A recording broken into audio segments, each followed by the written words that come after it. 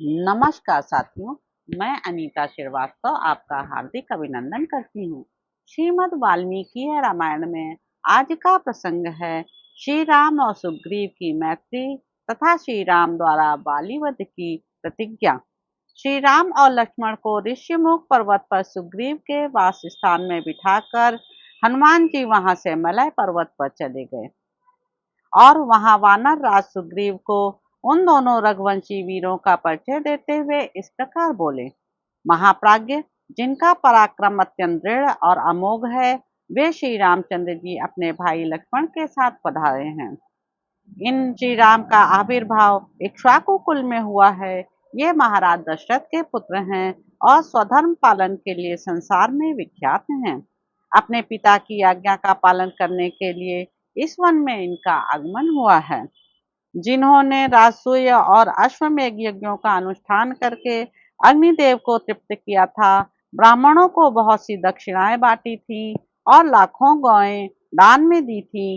जिन्होंने सत्य भाषण पूर्वक सबके द्वारा वसुधा का पालन किया था, उन्हीं महाराज दशरथ के पुत्र ये श्री राम पिता द्वारा अपनी स्त्री कैकेयी के लिए दिए हुए वर का पालन करने के निमित्त इस वन में आए हैं।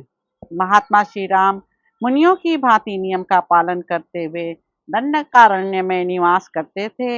एक दिन रावण ने आकर सोने आश्रम से इनकी पत्नी सीता का अपहरण कर लिया। उन्हीं की खोज में आपसे सहायता लेने के लिए ये आपकी शरण में आए हैं। ये दोनों भाई श्री राम और लक्ष्मण आपसे मित्रता करना चाहते हैं। आप चलकर इन्हें अपनावें और इनका यथोचित सत्कार करें, क्योंकि ये दोनों ही वीर हम लोगों के लिए परम पूजनीय हैं। हनुमान जी का यह वचन सुनकर वानर राज सुग्रीव स्वेच्छा से अत्यंत दर्शनीय रूप धारण करके श्री रघुनाथ जी के पास आए और बड़े प्रेम से बोले, प्रभु, आप धर्म के विषय में भली भांति सुशिक्षित, परम तपस्वी और सब पर दया करने वाले हैं। पवन कुमार हनुमान जी ने मुझसे आपके यथार्थ गुणों का वर्णन किया है। भगवान, मैं वानर हूँ और आप नर। मेरे साथ जो आप मैत्री करना चाहते हैं, इससे मेरा ही सत्कार है और मुझे ही उत्तम लाभ प्राप्त हो रहा है। यदि मेरी मैत्री आपको पसंद हो तो मेरा यह हाथ फैला हुआ है, आप इसे अपने हाथ में ले लें और परस्पर मैत्री का अटूट संबंध बना रहे, इसके लिए स्थिर मर्यादा बांध दें। सुग्रीव का यह सुंदर वचन सुनकर भगवान श्री राम का चित्त प्रसन्न हो गया। उन्होंने अपने हाथ से उनका हाथ पकड़कर दबाया और सौहार्द का आश्रय ले बड़े हर्ष के साथ शोक पीड़ित सुग्रीव को छाती से लगा लिया। श्री राम सुग्रीव की मैत्री के समय शत्रुदमन हनुमान जी ने भिक्षु रूप को त्याग कर अपना स्वाभाविक रूप धारण कर लिया और दो लकड़ियों को रगड़कर आग पैदा की। तत्पश्चात उस अग्नि को प्रज्वलित करके उन्होंने फूलों द्वारा अग्निदेव का सादर पूजन किया। फिर एकाग्रचित हो श्री राम और सुग्रीव के बीच में साक्षी के रूप में उस अग्नि को प्रसन्नता पूर्वक स्थापित कर दिया। इसके बाद सुग्रीव और श्री रामचंद्र जी ने उस प्रज्वलित अग्नि की प्रदक्षिणा की और दोनों एक दूसरे के मित्र बन गए। इससे उन वानर राज तथा श्री रघुनाथ जी दोनों के हृदय में बड़ी प्रसन्नता हुई। वे एक दूसरे की ओर देखते हुए तृप्त नहीं होते थे। उस समय सुग्रीव ने श्री रामचंद्र जी से प्रसन्नता पूर्वक कहा, आप मेरे प्रिय मित्र हैं। आज से हम दोनों का दुख और सुख एक है। यह कहकर सुग्रीव ने अधिक पत्ते और फूलों वाली शाल वृक्ष की एक शाखा तोड़ी और उसे बिछाकर वे श्री रामचंद्र जी के साथ उस पर बैठ गए। तदंतर पवन पुत्र हनुमान ने अत्यंत प्रसन्न हो चंदन वृक्ष की एक डाली, जिसमें बहुत से फूल लगे हुए थे, तोड़कर लक्ष्मण को बैठने के लिए दी। इसके बाद हर्ष से भरे हुए सुग्रीव ने, जिनके नेत्र हर्ष से खिल उठे थे, उस समय भगवान श्री राम से स्निग्ध मधुर वाणी में कहा, श्री राम, मैं घर से निकाल दिया गया हूँ और भय से पीड़ित होकर यहाँ विचरता हूँ। मेरी पत्नी भी मुझसे छीन ली गई।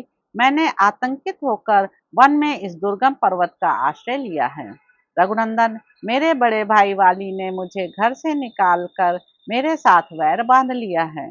उसी के त्रास और भय से उद्भ्रांत चित्त होकर मैं इस वन में निवास करता हूँ। महाभाग, बाली के भय से पीड़ित हुए मुझ सेवक को आप अभय दान दीजिए। काकुस्थ, आपको ऐसा करना चाहिए जिससे मेरे लिए किसी प्रकार का भय न रह जाए। सुग्रीव के ऐसा कहने पर धर्म के ज्ञाता धर्मवत्सल ककुस्थ कुलभूषण तेजस्वी श्री राम ने हंसते हुए से वहां सुग्रीव को इस प्रकार उत्तर दिया। महाकपे, मुझे मालूम है कि मित्र उपकार रूपी फल देने वाला होता है। मैं तुम्हारी पत्नी का अपहरण करने वाले वाली का वध कर दूंगा। मेरे तुरीय में संग्रहित हुए ये सूर्य तुल्य तेजस्वी बाण अमोघ हैं। इनका वार खाली नहीं जाता।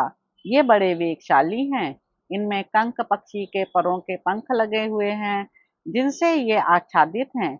इनके अग्रभाग बड़े तीखे हैं और गांठें भी सीधी हैं। ये रोष में भरे हुए सर्पों के समान छूटते हैं और इंद्र के वज्र की भांति भयंकर चोट करते हैं। उस दुराचारी वाली पर मेरे ये बाण अवश्य गिरेंगे। आज देखना, मैं अपने विषधर सर्पों के समान तीखे बाणों से मारकर बाली को पृथ्वी पर गिरा दूंगा। वह इंद्र के वज्र से टूट फूट कर गिरे हुए पर्वत के समान दिखाई देगा। अपने लिए परम हित कर वह श्री रघुनाथ जी का वचन सुनकर सुग्रीव को बड़ी प्रसन्नता हुई।